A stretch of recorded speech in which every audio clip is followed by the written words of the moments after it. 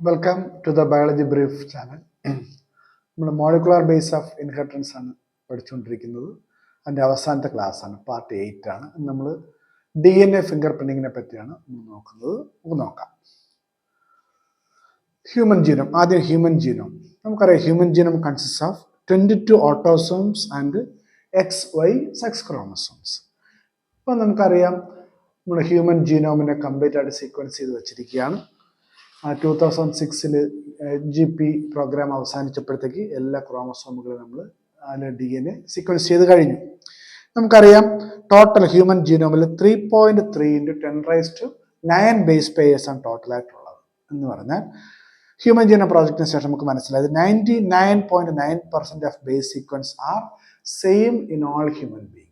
ഏത് human ബീങ്ങിലായാലും 99.9% base sequence same ആണ്. പിന്നെ വ്യത്യാസം എവിടെയാണ്? Differs in 0.1%. ഇതാണ്.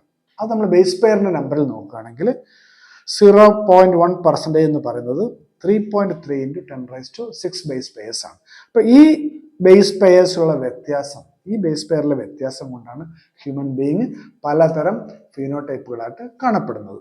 ഇപ്പൊ നമുക്ക് രണ്ട് ഇൻഡിവിജ്വൽസിനെ കമ്പയർ, രണ്ട് ഹ്യൂമൻ ബീങ്ങിന്റെ ജീനോം കമ്പയർ ചെയ്യണമെന്നുണ്ടെങ്കിൽ നമുക്ക് ഈ ഡിഫറൻസ് കണ്ടുപിടിക്കാൻ വേണ്ടിയിട്ട് ഓരോ സമയത്തും കംപ്ലീറ്റ് DNA സീക്വൻസ് ചെയ്യാൻ പ്രയാസമാണ്. അത് വളരെ ചിലവേറിയ പരിപാടിയാണ്, നടക്കാത്ത കാര്യമാണ്. അതുകൊണ്ട് തന്നെ പുതിയതായിട്ട് രണ്ട് ഇൻഡിവിജ്വലിൻ്റെ DNA സീക്വൻസിന് നമുക്ക് കമ്പയർ ചെയ്യാനായിട്ട്, രണ്ടുപേരുടെ DNA കമ്പയർ ചെയ്യേണ്ട ഒരു എളുപ്പ വഴി ഇപ്പോൾ കണ്ടുപിടിച്ചിട്ടുണ്ട്. അതിന് നമ്മൾ വിളിക്കുന്നവരാണ് DNA ഫിംഗർ പ്രിന്റിങ്. എന്താണ് DNA ഫിംഗർ പ്രിന്റിങ്? നോക്കൂ, very quick way of comparing DNA sequence of 2 individuals. രണ്ട് ഇൻഡിവിജ്വലിന്റെ DNA സീക്വൻസ് വളരെ വേഗത്തിൽ കമ്പയർ ചെയ്യാനുള്ള ഒരു ടെക്നിക്കാണ് DNA ഫിംഗർ പ്രിന്റിങ്. എന്താണ് അതിൽ ചെയ്യുന്നത്? It involves identifying differences in some specific DNA sequences. Some specific DNA sequence എന്നുള്ള അർത്ഥമാക്കുന്നത് റെപ്പറ്റേറ്റീവ് DNA ആണ്. അപ്പൊ റെപ്പറ്റേറ്റീവ് DNAയിലെ ഡിഫറൻസ് നമ്മൾ ഐഡന്റിഫൈ ചെയ്യുന്നു. അപ്പം specific DNA sequence, DNA finger printing ഉപയോഗിക്കുന്ന സ്പെസിഫിക് DNA സീക്വൻസ് എന്ന് പറയുന്നത് റെപ്പറ്റേറ്റീവ് DNA ആണ്. ആ റെപ്പറ്റേറ്റീവ് DNAയിലെ ഡിഫറൻസ് എന്ന് പറയുന്നതിനാണ് നമ്മൾ DNA പോളിമോർഫിസം എന്ന് പറയുന്നത്. നമുക്ക് ആദ്യം റെപ്പറ്റേറ്റീവ് DNAയുടെ പ്രത്യേകതകൾ എന്താണെന്ന് നോക്കാം. നോക്കൂ, repetitive DNA fragment do not code for any protein. Repetitive DNA ഒരു പ്രോട്ടീനും കോഡ് ചെയ്യുന്നില്ല. Form a large portion of human genome. Human ജീനോമിലെ ലാർജ് പോർഷൻ കംപ്രൈസ് ചെയ്തിരിക്കുന്നത് റെപ്പറ്റേറ്റീവ് DNA ഉണ്ടായിരിക്കും. Repetitive DNA forms the basis of DNA finger printing and it show high degree of polymorphism. നമുക്ക് ഡീറ്റെയിൽസിലേക്ക് വരാം. അപ്പോൾ നമ്മളിവിടെ പറഞ്ഞു repetitive DNA major portion occupy ചെയ്യുന്നു. ഇനി അതാ ഒന്നിനെയും കോഡ് ചെയ്യുന്നുള്ളതെന്ന് പ്രത്യേകം ഓർമ്മിക്കും. ഒന്നിനെയും കോഡ് ചെയ്യുന്നു. എന്നാൽ കോഡ് ചെയ്യുന്ന DNA നമ്മൾ പറയുന്നത് ബൾക്ക് DNA എന്നായിരിക്കും. Bulk DNA. ഇപ്പൊ റെപ്പറ്റേറ്റീവ് DNAയും ബൾക്ക് DNA നമ്മൾ എങ്ങനെ തിരിച്ചറിയും നോക്കിക്കഴിഞ്ഞാൽ ഇതാ നമുക്ക് അവയെ സെപ്പറേറ്റ് ചെയ്യാൻ പറ്റും. റെപ്പറ്റേറ്റീവ് DNAയും ബൾക്ക് DNAയും സെപ്പറേറ്റ് ചെയ്യാനായിട്ട് ഒരു മെത്തേഡ് ഉപയോഗിക്കാം. ഡെൻസിറ്റി ഗ്രേഡിയന്റ് സെൻട്രിഫ്യൂഗേഷൻ ഉപയോഗിച്ച് നമുക്ക് അവയെ സെപ്പറേറ്റ് ചെയ്യാം.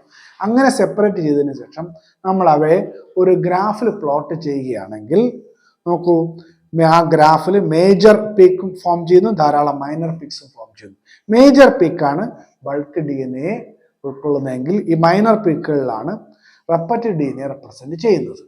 ഇനി നമുക്ക് നേരത്തെ പറഞ്ഞു ഈ റെപ്പറ്റേറ്റീവ് DNAയിലെ ഡിഫറൻസസ്, പലതരത്തിൽ ഡിഫറൻസ്, അതിനാണ് നമ്മൾ പോളിമോർഫിസം എന്ന് പറയുക എന്ന് പറയും. പോളിമോർഫിസം. അപ്പോൾ ഈ polymorphism repetitive DNA of all cells of an individual is same and unique.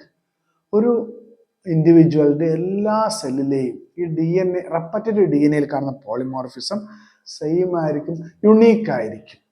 അപ്പൊ അവിടെ എന്താ സംഭവിക്കുന്നത്? It cannot be altered by any means. നമുക്ക് ആൾട്ടർ ചെയ്യാനും കഴിയില്ല.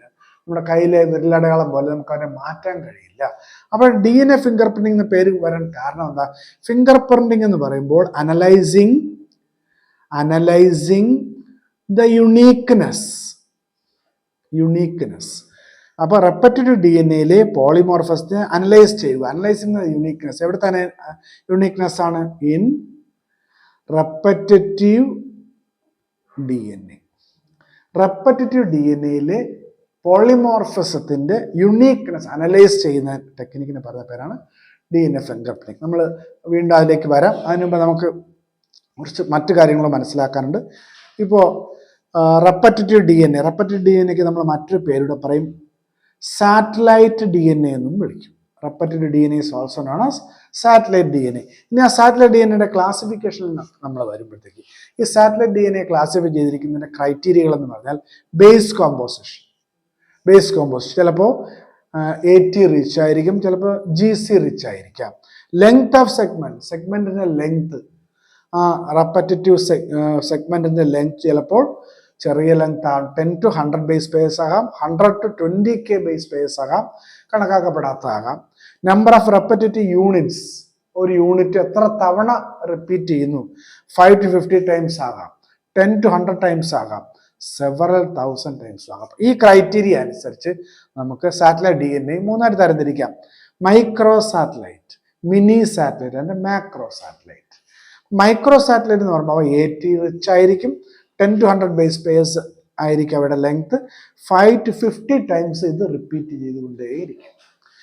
ഇനി മൈക്രോ സാറ്റലൈറ്റിന്റെ മറ്റൊരു പേരാണ് STR എന്ന് പറഞ്ഞാൽ നമ്മൾ പറയുന്നത് ഷോർട്ട് ടാൻഡം റിപ്പീറ്റ്സ് എന്ന് വിളിക്കുന്നത് STR എന്ന് പറയുന്നത് മൈക്രോ സാറ്റലൈറ്റ് ആണ്. ഇനി മിനി സാറ്റലൈറ്റിന്റെ പ്രത്യേകത GC റിച്ച് ആയിരിക്കും, ഗുവാനിൻ സൈറ്റോസിൻ റിച്ച് ആയിരിക്കും. അവ 100 base pairs to 20K base pairs ലെങ്ത്തിൽ കാണും, കുറച്ച് നീളം കൂടുതലാണ്, മൈക്രോയേക്കാൾ നീളം കൂടുതലാണ് മിനി സാറ്റലൈറ്റിന്. 10 to 100 ടൈംസ് ഈ യൂണിറ്റുകൾ റിപ്പീറ്റ് ചെയ്തുകൊണ്ടേയിരിക്കും. അപ്പോൾ റെപ്പറ്റേഷൻ നമ്പർ കൂടുതലാണ്. അവയാണ് മിനി സാറ്റലൈറ്റ്. മിനി സാറ്റലൈറ്റിന് വേറൊരു പേരാണ് variable number of tandem repeats. നമ്മൾ തന്നെ VNTR എന്നും വിളിക്കും, VNTR. ഇനി വളരെ ധാരാളം 1000 ടൈംസിൽ റെപ്പറ്റേഷൻ നടക്കുന്ന വളരെ നീണ്ട റെപ്പറ്റേറ്റീവ് DNA വിളിക്കുന്ന പേരാണ് മാക്രോ സാറ്റലൈറ്റ്.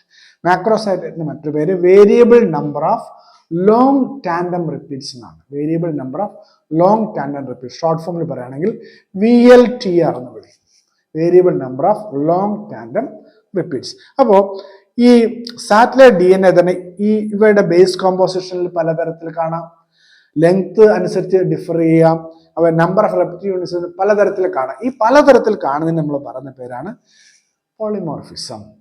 അപ്പോൾ ഇവിടെ ഈ പല പാരാമീറ്റർ വെച്ചുകൊണ്ട് ഹ്യൂമൻ ബീങ്ങിലെ DNA സീക്വൻസ് കാണിക്കുന്ന വ്യതിയാനങ്ങളെ പറയുന്ന പേരാണ് പോളിമോർഫിസം. അപ്പോൾ സാറ്റലൈറ്റ് DNA തന്നെ മൈക്രോ സാറ്റലൈറ്റ് ആയിട്ടും മിനി സാറ്റലൈറ്റ് ആയിട്ടും മാക്രോ സാറ്റലൈറ്റ് ആയിട്ടും കാണാം. അവയിൽ തന്നെ ബേസ് കോമ്പോസിഷൻ വ്യത്യാസപ്പെടാം, ലെങ്ത് ഓഫ് സെഗ്മെന്റ് വ്യത്യാസപ്പെടാം, നമ്പർ ഓഫ് റെപ്പറ്റേറ്റീവ് യൂണിറ്റ്സ് വ്യത്യാസപ്പെടുന്നതനുസരിച്ച് അവയുടെ പോളിമോർഫിസം, പലതരത്തിലുള്ള പോളിമോർഫിസം കാണാൻ പറ്റും. ഇനി മറ്റൊരു പ്രധാനപ്പെട്ട പോളിമോർഫിസം ടെക്സ്റ്റിൽ പറയുന്നതിന് എക്സാമ്പിളൂടെ നമുക്ക് നോക്കാം. അത് സിംഗിൾ ന്യൂക്ലിയേറ്റഡ് പോളിമോർഫിസം ആണ്, അല്ലെങ്കിൽ SNP, സ്നിപ്സ് എന്നും വിളിക്കും, SNPs എന്ന് പറയും. എന്താണ് സിംഗിൾ ന്യൂക്ലിയേറ്റഡ് പോളിമോർഫിസം? ഈ ഡയഗ്രം ശ്രദ്ധിക്കൂ. ഇൻഡിവിജ്വൽ 1ൽ CCC-DDD ഇതാ ഇവിടെ മാത്രമാണ് വ്യത്യാസം. അപ്പോൾ 3 ഇൻഡിവിജ്വൽസ് ഇവിടെ കൊടുത്തിട്ടുണ്ട്. 3 ഇൻഡിവിജ്വൽസിന്റെ റെപ്പറ്റേറ്റീവ് യൂണിറ്റുകൾ സെയിം ആണ്, പക്ഷെ ഒരൊറ്റ ന്യൂക്ലിയോറ്റൈഡിൽ വ്യത്യാസം കാണും. ഇപ്പോൾ ഒരു DNA ന്യൂക്ലിയോറ്റൈഡ് വ്യത്യാസപ്പെടുമ്പോൾ അതിന്റെ പേരെങ്കിലും വ്യത്യാസം വരും. അപ്പൊ ഇങ്ങനെ ഒരു റെപ്പറ്റേറ്റീവ് യൂണിറ്റിൽ ഒരു ന്യൂക്ലിയോറ്റൈഡിൽ മാത്രം വ്യത്യാസം കാണിക്കുന്ന ഈ പോളിമോർഫിസമാണ് single nucleated polymorphism.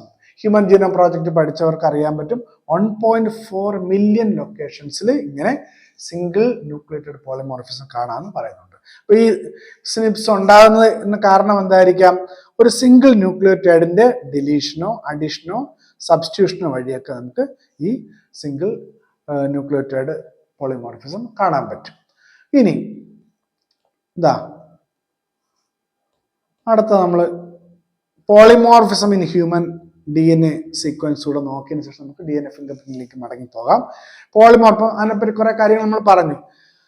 Polymorphism in human DNA sequence is the basis of genetic mapping of human genome and DNA finger printing. DNA finger പ്രിന്റിങ്ങിന്റെയും ഹ്യൂമൻ ജീനോമിന്റെ ജനറ്റിക് മാപ്പിന്റെയും ബേസിസ് എന്ന് പറയുന്നത് ഈ പോളിമോർഫിസം, ഒക്കറൻസ് ഓഫ് പോളിമോർഫിസം ആണ്. എന്താണ് polymorphism? Polymorphisms are variation at the genetic level arise due to mutation. അപ്പൊ genetic level എന്ന് പറയുമ്പോൾ DNA. അപ്പൊ DNAയിലെ നൈട്രജൻ ബേസ് സീക്വൻസിൽ മ്യൂട്ടേഷൻ വഴി ഉണ്ടാകുന്ന വൈവിധ്യങ്ങളാണ് നമ്മൾ പോളിമോർഫിസം എന്ന് പറയും. അവ എങ്ങനെ ഉണ്ടാകുന്നു? ജേം സെല്ലിൽ മ്യൂട്ടേഷൻ സംഭവിക്കുകയും ആ ജീവിയുടെ സെക്ഷൽ റീപ്രൊഡക്ഷൻ നടത്താനുള്ള കപ്പാസിറ്റി നഷ്ടപ്പെടാതിരിക്കുകയും ചെയ്യുമ്പോൾ സെക്ഷൽ റീപ്രൊഡക്ഷൻ വഴി ആ വ്യത്യാസം, ആ മ്യൂട്ടേഷൻ എവിടെ പോകുന്നു? അടുത്ത ജനറേഷനിലേക്ക് വരുന്നു, മറ്റു ഇൻഡിവിജ്വലിലേക്ക് പോകുന്നു. അങ്ങനെ ഇപ്പൊ നമുക്ക് പറയാം പോളിമോർഫിസം ഹെറിറ്റബിൾ ആണെന്നും പറയാം. ഹെറിറ്റബിൾ, അപ്പോൾ ഒരു ജനറേഷനിൽ നിന്ന് അടുത്ത ജനറേഷനിലേക്ക് പോകുന്നു. Polymorphisms are heritable changes. Variety of different types of polymorphism നമ്മൾ ആൾറെഡി പറഞ്ഞു കഴിഞ്ഞു. പല തരത്തിലുള്ള പോളിമോർഫിസംസ് കാണാം. ഇപ്പോൾ ബേസ് സീക്വൻസിലുള്ള വ്യത്യാസം വെച്ച് കാണാം. അതുപോലെ ലെങ്ത് ഓഫ് ദ സെഗ്മെന്റ് വെച്ച് നമുക്ക് പല പോളിമോർഫിസംസ് കാണാം. അതുപോലെ തന്നെ റെപ്പറ്റേറ്റീവ് യൂണിറ്റുകളുടെ എണ്ണം അനുസരിച്ചും റെപ്പറ്റേറ്റീവ് യൂണിറ്റിൽ കാണുന്ന ബേസ് സീക്വൻസുകളുടെ രീതി അനുസരിച്ചൊക്കെ പലതരം പോളിമോർഫിസം കാണാം. ഇനി അലലിക് സീക്വൻസ് വേരിയേഷൻ. ഇപ്പൊ നമുക്കറിയാം ജീനിന്റെ ഓൾട്ടർനേറ്റീവ് ഫോമാണ് അലീൽസ്. നമ്മൾ പഠിച്ചിട്ടുണ്ട്. ഈ ജീൻ വരുന്ന ജനറ്റിക് നൈട്രോജൻ ബേസ് സീക്വൻസിൽ ഒരു വേരിയേഷൻ വന്നു കഴിഞ്ഞാൽ അപ്പോൾ അത് ഹ്യൂമൻ ഒരു ലോക്കസ്, ക്രോമോസോമിലെ ഒരു ലോക്കസിലേക്ക് അത് ആ മാറ്റം ഉണ്ടാവുകയാണെങ്കിൽ അത് ഹ്യൂമൻ പോപ്പുലേഷനിൽ സ്പ്രെഡ് ചെയ്യുക വഴി അവിടെ 0.01% കൂടുതൽ ഫ്രീക്വൻസിയിൽ വരികയാണെങ്കിൽ നമ്മൾ അതിനെയാണ് DNA പോളിമോർഫിസം എന്ന് പറഞ്ഞാൽ if an inheritable mutation is observed in a population at high frequency. അപ്പോൾ ഹ്യൂമൻ പോപ്പുലേഷനിൽ ഒരു ഇൻഹെറിറ്റബിൾ മ്യൂട്ടേഷൻ ഹൈ ഫ്രീക്വൻസിയിൽ കണ്ടു കഴിഞ്ഞാൽ അതിനെ വിളിക്കുന്ന പേര് DNA പോളിമോർഫിസം ആണ്. മാത്രമല്ല അത്തരത്തിലുള്ള അവ വേരിയബിലിറ്റി കാരണമാകും. അപ്പൊ അത്തരത്തിലുള്ള DNA polymorphisms cause for genetic variability or variability in characters. എന്നാൽ കൂടുതലും നോൺ കോഡിംഗ് DNA സീക്വൻസുകളിൽ നമുക്കറിയാം ഹ്യൂമൻ ബീങ്ങിൽ നോൺ കോഡിംഗ് സീക്വൻസ് ആയിട്ടുള്ള റെപ്പറ്റീവ് DNA ആണ് കൂടുതലുള്ളതെന്നറിയാം. ആ നോൺ കോഡിംഗ് DNA സീക്വൻസിൽ ഇത്തരത്തിലുള്ള വേരിയേഷൻ സംഭവിച്ചു കഴിഞ്ഞാൽ അവ എന്ത് ചെയ്യുന്നില്ല? അവ ഹ്യൂമൻ ബീങ്ങിൽ ഒരു ഇമ്മീഡിയറ്റ് ഇഫക്റ്റ് ഉണ്ടാക്കുന്നില്ല. കാരണം അവയിലെ നോൺ കോഡിംഗ് സീക്വൻസ് ആണ്. നമ്മൾ നേരത്തെ പറഞ്ഞത് ഇവിടെ അലലിക് സീക്വൻസ് വേരിയേഷൻ ആണ്. കോഡിംഗ് സീക്വൻസ് വേരിയേഷൻ ആണ് വേരിയബിലിറ്റി കാരണമാകുന്നത്. എന്നാൽ നോൺ കോഡിംഗ് DNA സീക്വൻസിൽ ഉണ്ടാകുന്ന മ്യൂട്ടേഷൻ വഴിയുള്ള പോളിമോർഫിസം ഒരു ഹ്യൂമൻ ബീങ്ങിന്റെ ക്യാരക്ടറിൽ ഇമ്മീഡിയറ്റ് ഇഫക്റ്റ് ഒന്നും ഉണ്ടാകുന്നില്ല. അതുകൊണ്ട് തന്നെ ഹ്യൂമൻ ബീങ്ങിൽ മ്യൂട്ടേഷന്റെ റേറ്റ് വളരെ വളരെ കുറവായിരിക്കും. ഇനി this mutations keep on accumulating generation after generation. അപ്പോൾ ഇങ്ങനെ ഉണ്ടാകുന്ന മ്യൂട്ടേഷൻ, പോളിമോർഫിസത്തിന് കാരണമാകുന്ന mutation generation after generation accumulate ചെയ്യുന്നു. മാത്രമല്ല അവ അങ്ങനെ അങ്ങനെ ഉണ്ടാകുന്ന പോളിമോർഫിസത്തിനെ പറ്റി നമ്മൾ പഠിക്കുകയാണെങ്കിൽ അവ എവല്യൂഷൻ്റെയും സ്പീസിയേഷൻ്റെയും സ്റ്റഡീസിന് വളരെയധികം പ്രയോജനപ്രദമായിരിക്കും. അപ്പോൾ അതിൻ്റെ വളരെ വിശദാംശം നിങ്ങൾക്ക് പഠിക്കാൻ പറയാത്തതുകൊണ്ട് ഞാൻ ഡീറ്റെയിൽസിലേക്ക് പോകുന്നില്ല. ഇത് നമുക്ക് തിരിച്ച് DNA ഫിംഗർ പ്രിന്റിങ്ങിലേക്ക് വരാം. ഒരു ഫോട്ടോ ഇവിടെ കാണിച്ചിട്ടുണ്ട്. അലക് ജെഫ്രീസ് എന്ന് പറഞ്ഞ ഒരു UK ഇംഗ്ലണ്ടിലെ ഒരു സയന്റിസ്റ്റ് ആണ് ആദ്യമായിട്ട് ഈ ടെക്നിക്ക് ഡെവലപ്പ് ചെയ്തത്. അദ്ദേഹത്തിന്റെ ഫോട്ടോ നമ്മൾ കൊടുത്തിരിക്കുന്നത്. Alec Jeffreys is initial developer of DNA finger printing technique. ഇനി അദ്ദേഹം അവിടെ ഉപയോഗിച്ചത് VNTR പ്രോബ്സ്, ഹൈബ്രിഡൈസേഷൻ വഴി ഐഡന്റിഫിക്കേഷന് വേണ്ടി അദ്ദേഹം ഉപയോഗിച്ചത് VNTR പ്രോബ്സ് എന്നുള്ള കാര്യം നിങ്ങൾ ഓർമ്മിക്കുക. നമുക്ക് അതിന്റെ ഡീറ്റെയിൽസ് പഠിക്കുമ്പോൾ നമുക്ക് ക്ലിയർ ആകും. നോക്കൂ, ഇവിടെ ഒരു ചിത്രം കൊടുത്തിട്ടുണ്ട്. DNA from individual A, DNA from individual B. ഇപ്പൊ രണ്ട് ഇൻഡിവിജ്വലിലെ DNA കൊടുത്തിരിക്കുന്നു. ആ DNA നോക്കൂ, DNA രണ്ട് ഇൻഡിവിജ്വലിന്റെയും ക്രോമസോം നമ്പർ 7 ഉണ്ട്, 2 ഉണ്ട്, 16 ഒരേ നമ്പറിലുള്ള ക്രോമസോമുകളാണ് കൊടുത്തിരിക്കുന്നത്. ആ ക്രോമസോമിൽ ഇവിടെ നോക്കൂ, ഒരു ക്രോമസോം പെറ്റേണലാണ്, ഒരു ക്രോമസോം മെറ്റേണലാണ്. ഈ പെറ്റേണൽ ക്രോമസോം റെഡ് കളറിൽ കാണിച്ചിരിക്കുന്നത് ഇതെന്താണ്? VNTR എന്ന് പറയാം. വേരിയബിൾ നമ്പർ 10 റിപ്പീറ്റ് ആണ് നമുക്ക് വേണമെങ്കിൽ പറയാം. ഇത് അപ്പോൾ ഇവിടെ മൂന്ന് VNTRകളാണ് അവിടെ ഉള്ളത്. ഈ മെറ്റേണൽ ക്രോമസോമിലാണെങ്കിൽ 4 VNTR കാണാം.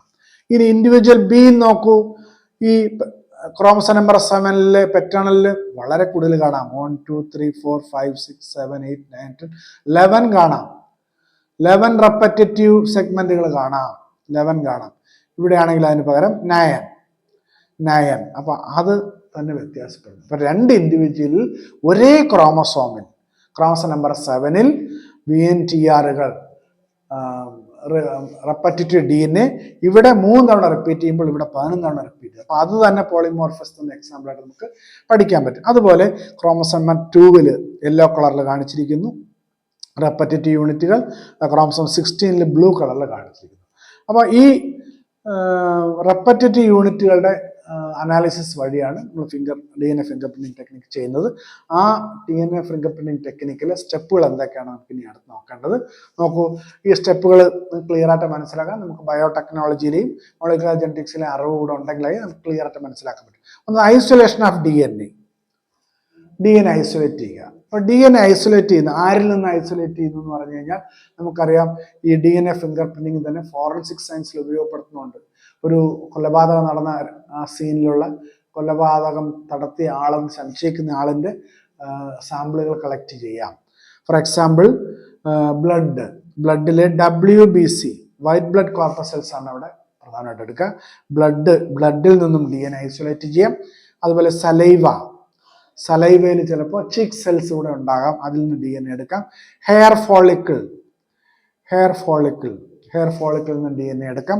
സ്പേമിൽ നിന്ന് എടുക്കാം, സ്കിന്നിൽ നിന്ന് എടുക്കാം.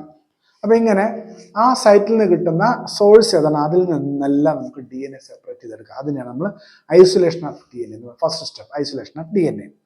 അങ്ങനെ DNA ഐസൊലേറ്റ് ചെയ്ത് കഴിഞ്ഞാൽ രണ്ടാമത്തെ സ്റ്റെപ്പ് നോക്കൂ, digestion of DNA by restriction ഇന്റർന്യൂക്ലിയേസസ്.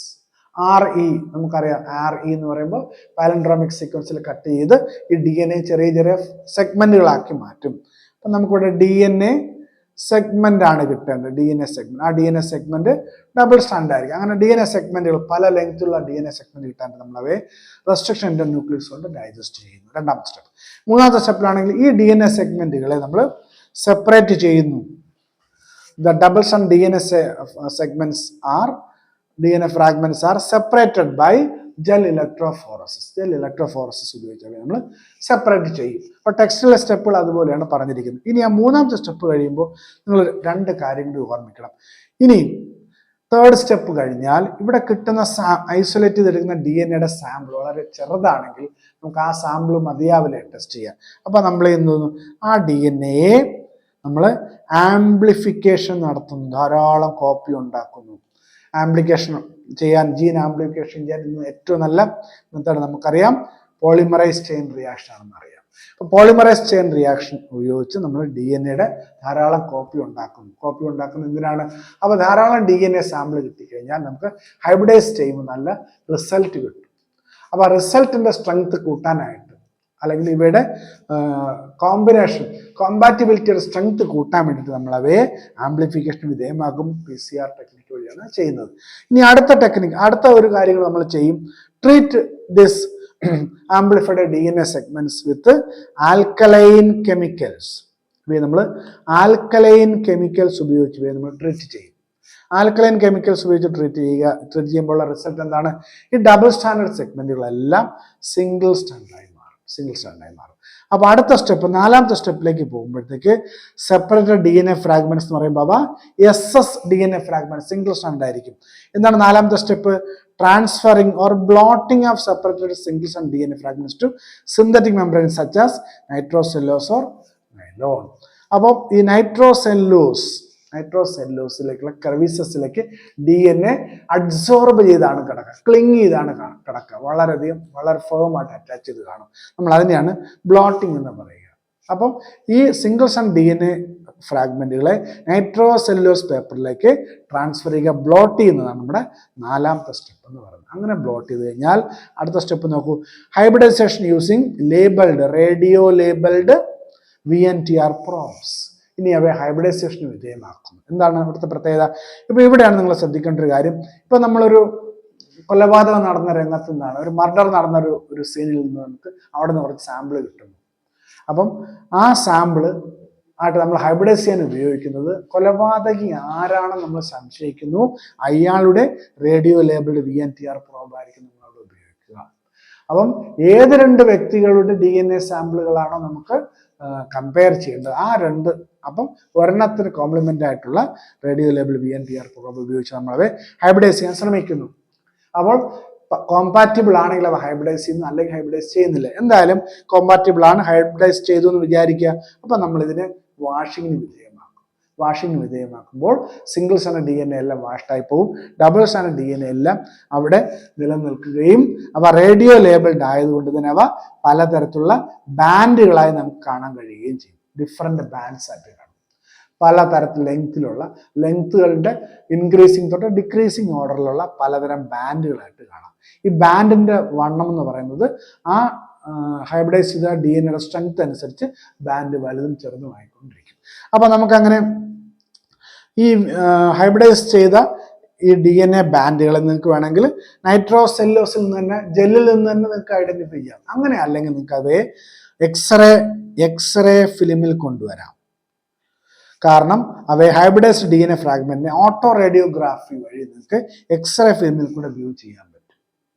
അങ്ങനെ ഓട്ടോ റേഡിയോഗ്രാഫി വഴി എക്സ്റേയിലേക്ക് അവയുടെ ഇമേജ് കൊണ്ടുവന്നു കഴിഞ്ഞാൽ നിങ്ങൾക്ക് ഈ ബാൻഡുകൾ എക്സ്റേ ഫിലിമിൽ കാണാം. നേരത്തെ കണ്ട ഇദ്ദേഹം അലക് ജഫ്രീസ് എക്സ്റേ ഫിലിമിലെടുത്ത DNA ഫിംഗർ പ്രിന്റുമായിട്ട് നിൽക്കുന്ന ഫോട്ടോ ആണ് ഇവിടെ കാണിച്ചിരിക്കുന്നത്. അപ്പൊ ഇതിനെയാണ് അപ്പൊ ഇങ്ങനെ നമ്മൾ ജെല്ലിൽ കിട്ടുന്ന ആ ബാൻഡ് പാറ്റേൺ അല്ലെങ്കിൽ ഈ എക്സ്റേ ഫിലിമിൽ കിട്ടുന്ന ബാൻഡ് പാറ്റേൺ, ഈ ബാൻഡ് പാറ്റേണിനെയാണ് നമ്മൾ DNA ഫിംഗർ പ്രിന്റിംഗ് എന്ന് വിളിക്കുന്നത്. ഫിംഗർ പ്രിന്റിംഗ് നോക്കൂ. അപ്പോൾ നമ്മൾ അടുത്ത ആപ്ലിക്കേഷൻസ് ഓഫ് DNA ഫിംഗർ പ്രിന്റിംഗിലേക്ക് വരുമ്പോഴത്തേക്ക് ഫോറൻസിക് സയൻസിൽ DNA ഫിംഗർ പ്രിന്റിംഗിന് വളരെയധികം ആപ്ലിക്കേഷൻ ഉണ്ട്. കാരണം എന്താ, DNA from every tissue from an individual, ഒരു ഇൻഡിവിജ്വലില് ഏത് ടിഷ്യൂവിൽ നിങ്ങൾ DNA എടുത്ത് സീക്വൻസ് ചെയ്താലും show the same degree of polymorphism കാണിക്കും, യുണീക്ക്നെസ് കാണിക്കും പോളിമോർഫിസത്തിൽ. അതുകൊണ്ട് നമ്മൾ എന്ത് ചെയ്യുന്നു, ഈ DNA ഫിംഗർ പ്രിന്റ് ചില ക്രൈമുകൾ തെളിയിക്കാൻ, ഇപ്പോൾ ഒരു മർഡർ അല്ലെങ്കിൽ ഒരു റേപ്പ് നടന്നു അല്ലെങ്കിൽ ഒരു മോഷണം നടന്നു, അവിടെയൊക്കെ നമുക്ക് കുറ്റക്കാരനെ കണ്ടുപിടിക്കുന്നത് വളരെ സഹായിക്കും. എങ്ങനെയാണെന്ന് നോക്കൂ.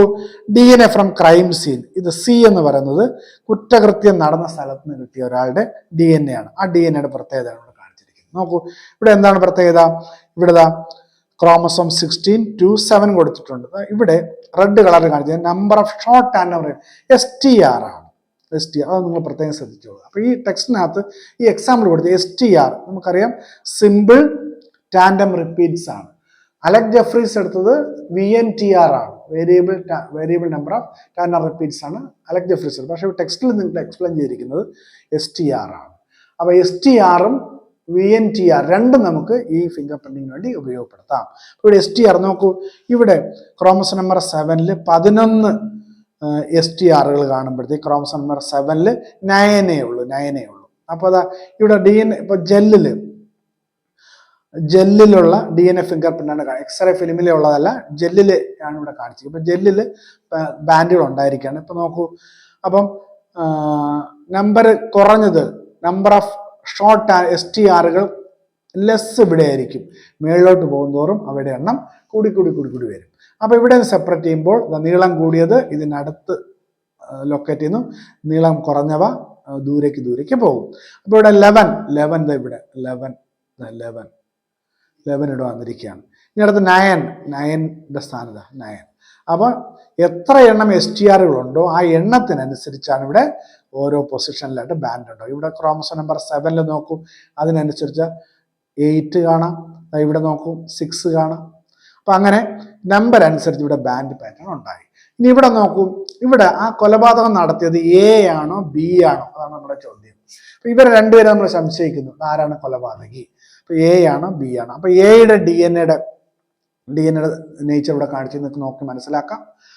ബിയുടെ നേച്ചർ കൊടുത്തിരിക്കുന്നു. അപ്പൊ ഇവരുടെ രണ്ടുപേരുടെയും DNA ഫിംഗർ പ്രിന്റുകളാണ് ഇവിടെ കാണിച്ചിരിക്കുന്നത്. എയുടെ DNA ഫിംഗറിന്റെ ലെഫ്റ്റില്, ബിയുടെ റൈറ്റില് കാണിച്ചിട്ടുണ്ട്. ഇപ്പൊ നോക്കൂ, ബിയുടെ ഫിംഗർ പ്രിന്റ് ബിയുടെ DNA ഫിംഗർ പ്രിന്റുമായിട്ട് സാമ്യതയാണ് ഈ ക്രൈംസിൽ നിന്ന് കിട്ടിയ ആളിന്റെ ഫിംഗർ പ്രിന്റ്. അപ്പൊ നമ്മൾ പറയും, ഈ ഒരു അനാലിസിസ് വെച്ചോ നമ്മൾ പറയും ആ കുറ്റകൃത്യം നടത്തിയിരിക്കുന്ന ആരാണ്, ബി എന്ന് പറഞ്ഞ ഇൻഡിവിജ്വൽ ആണെന്ന് പറയും.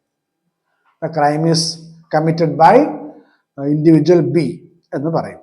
ഇനി അതുപോലെ തന്നെ മറ്റൊരു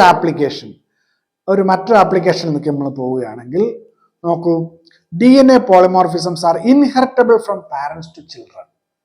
അപ്പൊ ഈ DNA പോളിമോർഫിസം പാരന്റിൽ നിന്ന് ചിൽഡ്രനിലേക്ക് അല്ലെങ്കിൽ നെക്സ്റ്റ് ജനറേഷനിലേക്ക് ഇങ്ങനെ കൈമാറ്റം ചെയ്യുന്നതാണെന്നുള്ള ഒരു ഫാക്ടർ ഉണ്ട്. അപ്പൊ ഇത് നമുക്ക് എന്തിന് പ്രധാനമാണ്, ഫോർ പാരന്റൽ ഡിസ്പ്യൂട്ട്സ് തീർക്കാൻ നമുക്ക് ഈ പോയിന്റ് സഹായിക്കും.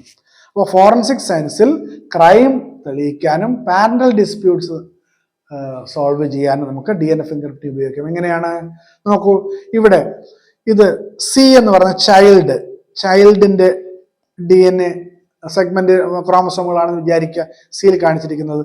അപ്പൊ ഈ ചൈൽഡിന്റെ ഫാദർ എ ആണോ ബി ആണോ, അതാണ് ചോദ്യം. ചൈൽഡ് ഉണ്ട്, ചൈൽഡിന്റെ ഫാദർ എ ആണോ ബി ആണോ എന്ന് നിശ്ചയിക്കണം.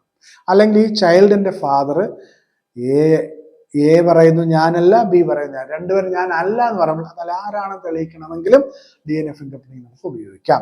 നോക്കൂ, ഇവിടെ നമ്മൾ നേരത്തെ പറഞ്ഞ പോലെ തന്നെ ഈ ചൈൽഡിന്റെ ഫിംഗർ പ്രിന്റ് നമുക്ക് സി എന്ന് പറയാം.